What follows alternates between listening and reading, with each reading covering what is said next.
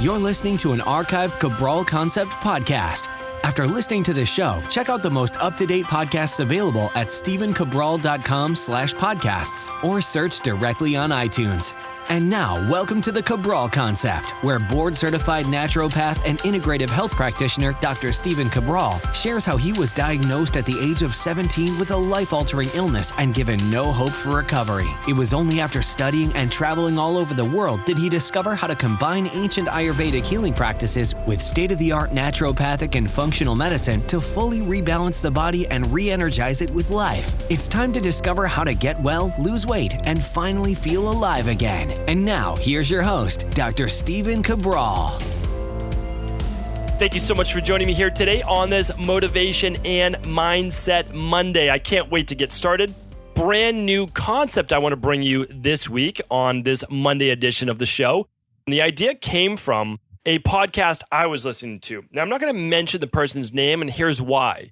They got the term correct, but it was with the wrong usage, meaning that so here's what they were speaking about. I'll give you their terminology or their reasoning for it, which is brilliant, but it's not actually what it's used for. So it's a Japanese term, and it's called misogi. And it's actually a purification process. It's a Shinto-based practice. And again, my pronunciation may be way off, but it's an ancient practice, and it's a purification of the body. Now, the misinterpretation that this podcaster used was that they believed that the practice of misogi was actually doing one hard thing each year. And I'm going to get more into that because that was brilliant, and I am going to get more into it. But what it is, misogi is actually a once-a-year pilgrimage. Then it's a purification of the body. It's a washing in oil, all these different purifications. It's a beautiful practice if you want to look it up. It's misogi. I'll link to it in the show notes today. Really, really beautiful practice. Been going on for obviously quite some time. And so where the podcaster got confused was that the practice is about the purification of the body.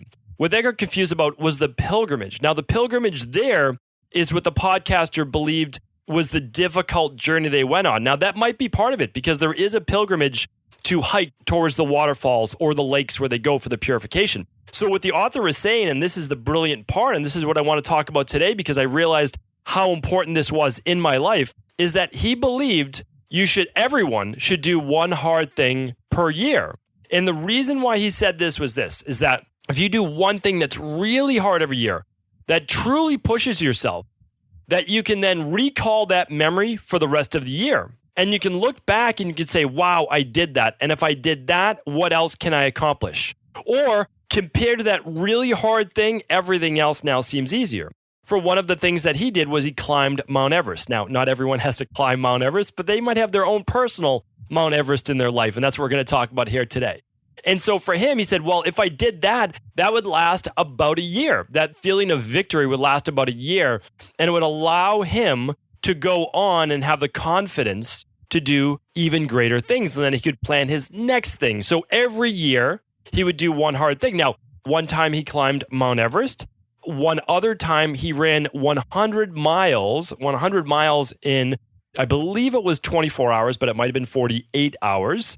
And then another time he went on and he lived with monks for 2 weeks. So each one of these different challenges in his life, and you might know who I'm talking about, and really a fun guy and a great guy to listen to, each one of these challenges was to push himself further, to constantly challenge himself. Every time he was in a rut, what he would do is he knew he had to push his body in order to get out of it. And I've spoken about this before, because your physiology affects your psychology. So physiology, meaning making your body or the systems of the body do something. He pushed himself to climb Mount Everest. Many people have died trying to climb Mount Everest. It's not easy to do. So many different things can go wrong with the weather and the elements and the landslides and the avalanches, I should say, and the winds and the freezing and all those different things, right? During 100 miles. That is difficult to do just on the body in general without becoming electrolyte depleted, without dehydration, but also just getting injured. I mean, that is thousands and thousands, tens of thousands of actual strides. And then, of course, living with the monks, not being able to speak for a great period of time, having to do your prayers every day, doing the chores all of those different things, being cut off from the rest of society, being cut off from your phone, all of those different things. Those were all challenges for him. But each time he went through them, he became better because he had a new perspective. And that's what I want to talk about today. Because when I was listening to this, I said, you know what? That makes sense. I've never thought about that before, like literally in that way. But I recalled myself going overseas. Like that's when I can remember that my perspective on life greatly changed. I had been out of the United States before. I had traveled to Europe with my wife before we got married, and we, basically backpacked around. We stayed in hostels, and we went to Portugal, and we went to Spain, and we went to France, we went to Italy. We went to all the different amazing European countries that were different from us. Like that was a new perspective. Great. And so, of course, that changed our outlook on life as well, because we weren't just going like on a sunny vacation to an island. But at the same time, it wasn't necessarily a challenge. It was fun, but not a challenge. But when I went overseas, I thought about my different experiences and how I started to really become a new person. And that was because the wiring in my brain changed. Like for my very first internship, I went to Sri Lanka. And I went to Sri Lanka because there was a very well-known and higher-end clinic where people from all over the world would go to. And they would go there for anywhere between like 2 weeks and 8 weeks. It was long. It was there to go through true Panchakarma. And I went there to go through Panchakarma, but also to intern and work with patients there. So I learned, I worked with patients, and I did Panchakarma myself. Now, the arrangements and all that for sleeping weren't so bad. Like, that was not that bad. The challenge were the flights. It took about 36 hours to get there, just flying through different airports. I'm trying to think where I went, but I basically went from Boston to San Francisco to, I can't even think where, and then in India, and then to Sri Lanka. At difficult travel, difficult food, long days in the clinic, meaning that I was going through these real strong Panchakarma treatments. And then I would have to then work with patients myself. So that was challenging, but the challenge was more from the travel, the long days, and for the very first time going through Panchakarma and learning so much. It was basically like, as they say, drinking from a fire hose. I was just learning so much about the power of Panchakarma treatment. But really, one of the greatest experiences I ever went through, but was absolutely the most difficult of my life, was my third internship. And that was in Kerala in India, and it was in Trivandrum. And I worked and lived at a clinic in the south of India, in Kerala, and the city is just called Trivandrum. And that was in absolutely deplorable conditions. And I don't say that in a mean way at all. It was absolutely deplorable, though. I mean, it was unsanitary. Where I stayed in my room was literally one tiny room, maybe, I don't even know, 80 square feet, we'll say, like 8 by 10. It was basically a box. And in that, I can remember it right now, there was just a wood desk and a wood chair. All right. So that was basically my working area, I guess. There was a mattress on the floor. It was obviously 10, 15 years old. It was all stained. There were no sheets on it at all, and there was no pillow. The bathroom was the only other room in the entire space. There was no closet, anything else. There was one window with bars on it. And the bathroom was literally a toilet, no toilet paper or anything like that. There was a hose that you would see on your sink, not a bidet or anything like that, but literally a hose just like you have on your sink, but attached to the toilet. And then there was a sink. That's it. That was literally it. And the shower, there was no shower. There was what looked like a bath nozzle on the wall and 2 buckets. One bucket to fill up and the other bucket to pour over yourself as you got clean, because there was obviously limited water supply.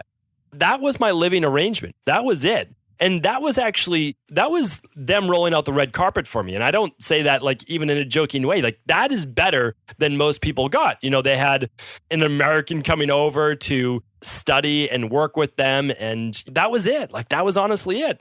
And every day, and it wasn't just me, there was 6 other interns there.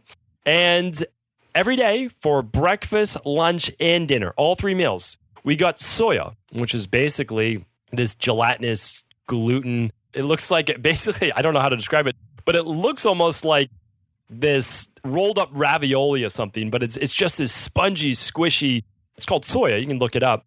And I had that, and I had white rice, and I had chapati, which is essentially this very thin bread made from coconut and rice flour, or depending on where you get it, wheat flour. And that's what we had for all 3 meals: rice, soya, and chapati. That was it. And we would usually get a curry sauce with that.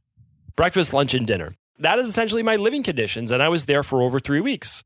Now, as hard as that was, I put my bag down the very first day, and I could not believe that this is where I was going to be interning. This is where I was going to be living for that long.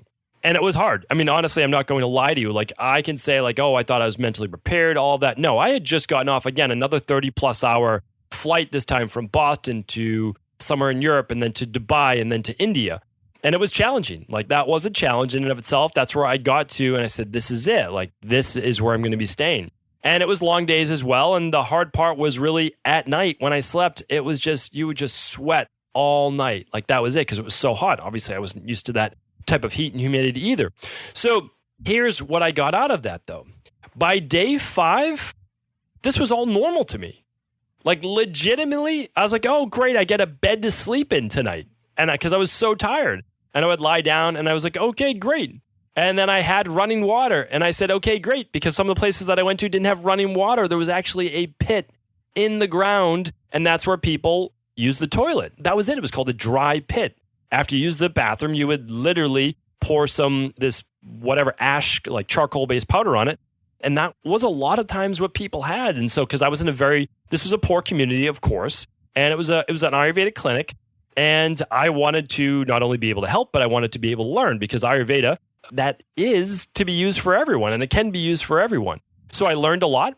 The doctors were amazing, and the patients were amazing from the community. And I got to learn a lot. It was a lot like that in China as well. Not great conditions. I was in old Beijing, and it was a public traditional Chinese medicine hospital where people got bussed in.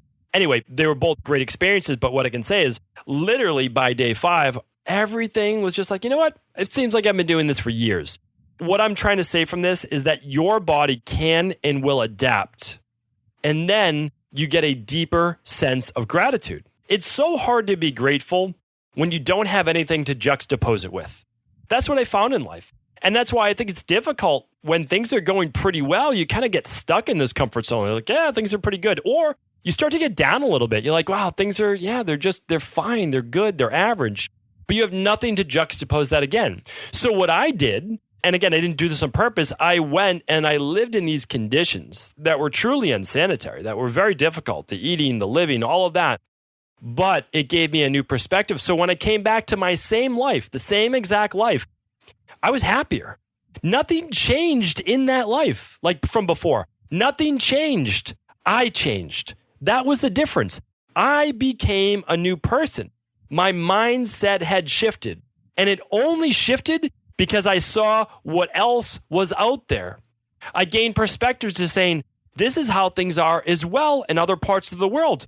Not good, not better, not anything, just different from what I had. And when whenever I want water, it's there. Whenever I want different types of food, I literally walk out of my office and it's there. When I was in India, none of that existed. None of that existed. And I took all of what I had for granted. Granted and gratitude, they go together. Like, one is the opposite of the other. And so what I looked at was like, I don't want to take this life for granted anymore. I want to be grateful every day for what I have.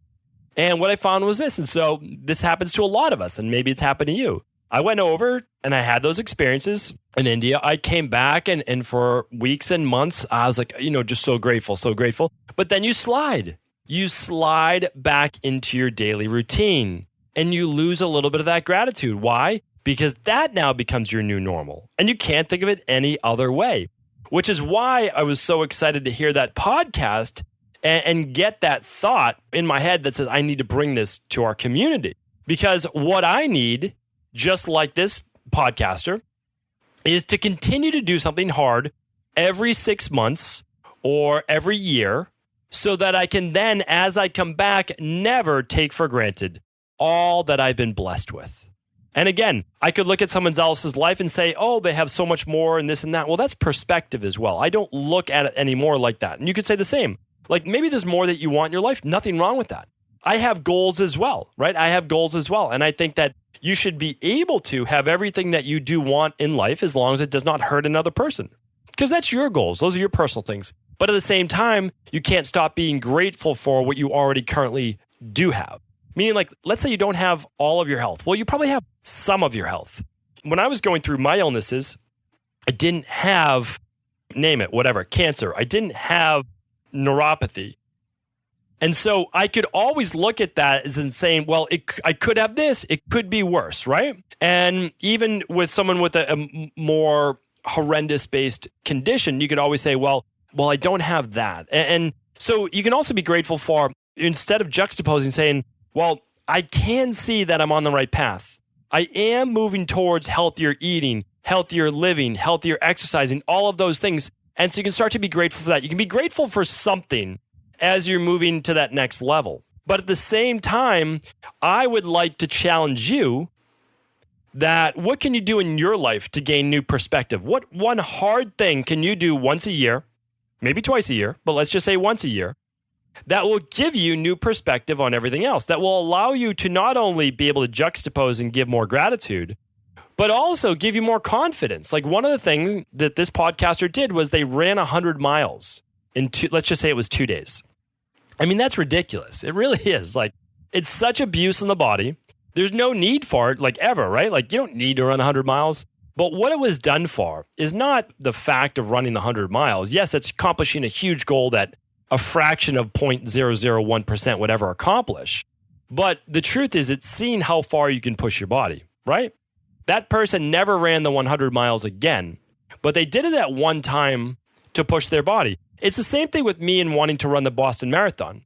The reason I want to run that is twofold. One, I was 16 years old. It was before I got sick. I was running cross country, and we had actually just won the state championship. And I was so excited. I was a junior in high school, and I just thought that was just unbelievable. I'd never been a part of anything like that before. We were so excited. We were a small team of about 12 to 15 guys, and we were a smaller school, and we beat these larger schools who always won. And it was just so exciting. I've shared that experience before, and I still look back on it, very fond memories. And I said, you know what? I want to run that Boston Marathon. And the next year I got sick and I got injured and tore my Achilles. And then I came down with all the different illnesses that I had. And that was that, like that, and just let it go. But for me, running the Boston Marathon now, first of all, it wouldn't serve my health. It certainly wouldn't serve my body. But what it would do is it would check that off that bucket list of the things that I didn't get to accomplish that I would like to have. And it would push me to say, you know what? You need to do 4 to 6 months of training to ease your body into it so you don't hurt your Achilles tendon again, all of those different things, and to not become too catabolic, and to improve yourself in order to be able to run 26.2 miles. And so that would be my hard event that I would never do again. I would just do it once. That's it, because I don't believe marathon training is great for the body. And I've already proven that and shared with you the different research on the micro tears caused in the heart, the catabolic nature of running, all of those different things. Again, going for a 5K is different than a marathon, right? I think we could all agree on that. And doing a sprint triathlon is different than doing an Ironman triathlon. But again, nothing wrong with doing I train Ironman athletes. I train CrossFit athletes. I train professional football players, American football players who get hit in the head. I train all of those people from a functional medicine perspective and an actual body transformation, body-based perspective. And that's their sport, and I respect that. But at no point do we confuse that this is good for the body. It's a goal. It's what they do, and so I totally get that. And it's for also a finite period of time. They're not going to do that, hopefully, for their whole life. I think really running Ironmans or doing Ironmans in your 60s and marathons in your 60s, in my humble opinion, is aging the body that much faster with free radical damage and oxidation. And again, that's proven, but we can always justify things in our own mind, right? But what I'm saying is, an event, so me going to train for that Boston Marathon one day, that would push me to a level that would then give me a lot more confidence. Like, hey, you did that, you accomplished it, you feel good about yourself, and that carries over into a lot of other areas of your life. But what about you? I mean, maybe you're going through a current health illness. That could be your thing to just say, you know what, I'm going to really work on this. I'm going to put in my full effort for 6 months. And I'm going to read, I'm going to seek out the mentors and the coaches and all the practitioners, and I'm going to follow these protocols for at least this amount of period of time. That could be your thing to push. Or maybe you're in school right now, right? And you're saying, okay, this is difficult because I maybe work at the same time as going to school, or you are just full-time in school, or you have a family and you're going back to night school. Those are all real challenges that will give you new perspective on life? Or what about switching careers? I know a lot of people that I've been speaking with are committing to a new career. And what huge change that is as well. And that's a big change in the mindset. Are you willing to go for it? That says so much, right? If you go for it, wow, the confidence that you give yourself to make it happen, just like you're going to make it happen. Or a lot of people working on themselves because they know that if they become better, they'll be better in their relationships, or they'll find that right person because they're working on themselves. Remember, you're going to attract more of really what you are, because it's what you see in the world, it's what you give out into the world, and it's what is attracted to you. And we can get into the quantum mechanics of that in the future. But at the same time, once you go through those, the big 5 that we talk about, you might take on your own big challenge. You might say, you know what? I'm going to go live in an ashram for a week or maybe 2 weeks. And you're going to take that vow of silence. And you're going to take the co-op and the community-based chores. Like everyone in an ashram usually has a job. Like one person is cooking dinner and one person's cleaning up from dinner. One person's serving dinner and others are washing the floors. You're given service basically for a week. You do your meditation or prayer. And there are ashrams that do literally a vow of silence. How difficult would it be for you? How difficult would it be for me, right? It'd be very difficult not to speak for a week. I enjoy speaking. I enjoy talking. I enjoy talking with people. I enjoy doing the podcast. For me not to talk for a week, it's funny, but I'm literally a walking dichotomy or like juxtaposition. At the same time that I love meeting with people, I actually love being alone in silence. I really do. Like I have this quiet little office now that I've kind of always wanted that. I love being with people, but then I love the quiet time to work and to write and to just kind of have that time to think my own thoughts. But what if you've never given yourself that time? And that's why this podcaster, when he went to live with the monks, he was left with his thoughts all day long, essentially. Besides the time of prayer, besides the time of meals, the rest of the time was quiet meditation and thinking. That was his job. How challenging would it be to be without your phone, be without your electronics? But if you did that, how different would your perspective be? That's what it's all about. So my question for you is this. I want you to ask yourself, what is it that you don't want to do, but if you did it, it would make you so much better? I didn't want to leave the comfort of my life, first of all, to go back and study and become a naturopathic doctor. When I think about it, things were going well, but I pushed myself to do that because I knew that was the next kind of step in my journey. And then I was like, you can intern in the US. Why are you going to go to India? But I pushed myself to do that. One of the best things that I did. So I'm saying to you is that's my journey. It's not yours. And I don't ever want to push my thing on you because it shouldn't be. That's what spoke to me. But what is it that you should do it because if you did it, you'd be that much better, but you're afraid to do it.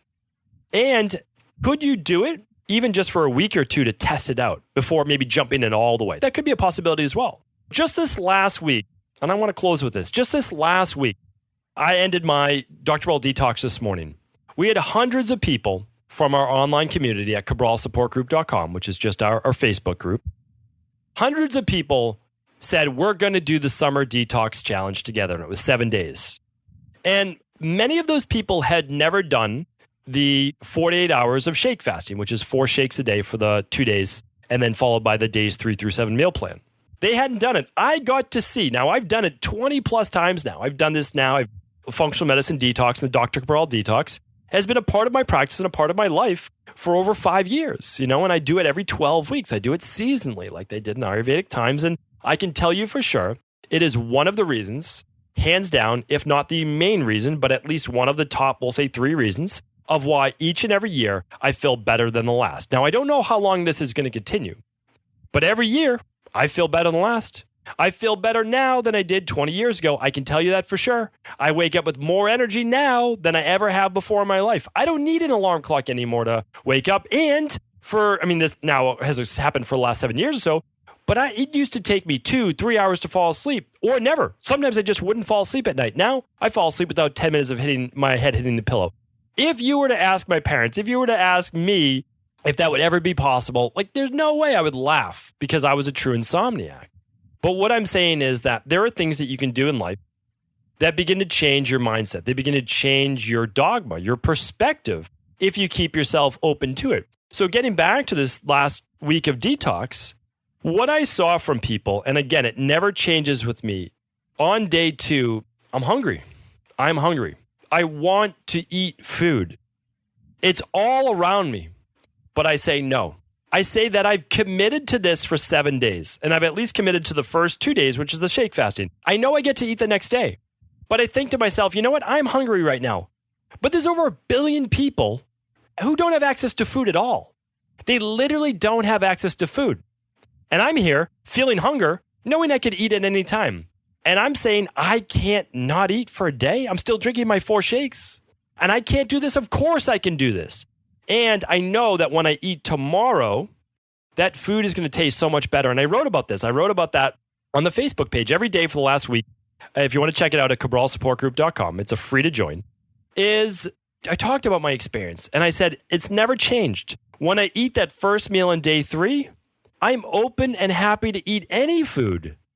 My taste buds have changed because I haven't eaten for 2 days. My body is welcoming in all of these vegetables and all of these things that a lot of people, they're rewiring their taste buds from sugar to healthy food. Why? Because that is food and sustenance, and their body is just grateful that it gets new food. It is one of the great ways to rewire the mind for gratitude, to rewire it in terms of taste buds, and to rebalance out again those blood sugar levels and cravings and all of those amazing things. That is why I do it every 12 weeks. It's kind of my mini misogi as we get back to this. Every 12 weeks, it's a different perspective. And I love knowing that I made it through, that I accomplished something. It makes me feel good about me, and then I get to carry all of that wisdom through. So what I'm looking at as well is like, hey, I can do this. Like I can get by on this, this, and this. And if I can do that, I can use that same commitment to myself, right? Because nobody else needs to keep me accountable. Meaning like I could cheat and just not tell anybody. But no, I've made the commitment to myself. And if I can make the commitment to myself on this, what else can I commit to? And I can carry that into another part of my life.